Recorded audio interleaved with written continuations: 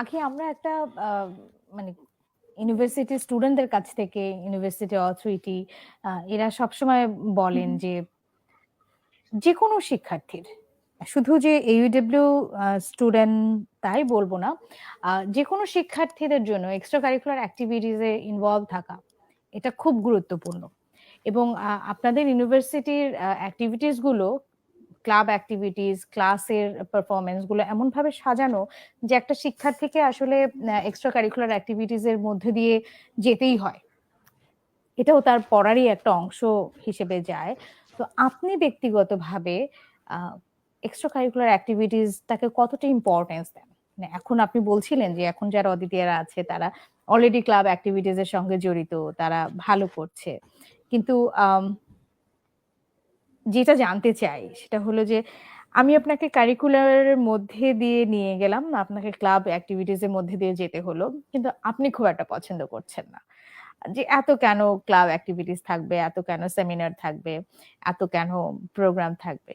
কিন্তু আসলে এই প্রোগ্রামগুলো কতটা ইম্পর্টেন্ট একজন প্রফেশনাল তৈরি করার ক্ষেত্রে, আপনার মতামতটা একটু জানতে চাই।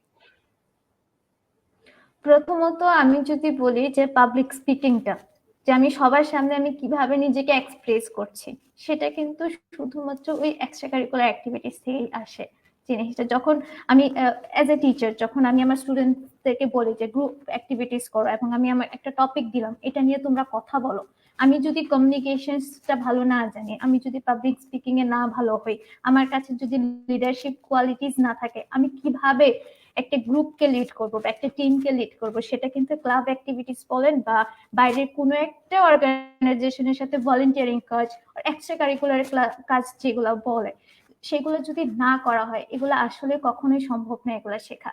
যেটা আমি স্টার্ট করছি যে যখন আমি ইন্ট্রোভার্ট, এত ইন্ট্রোভার্ট ছিলাম যে আমাকে কেউ 10টা কোশ্চেন করলেও আমি আনসার দিতাম না, আমি জাস্ট চুপ হয়ে হ্যাঁ হতে আনসার দিতাম।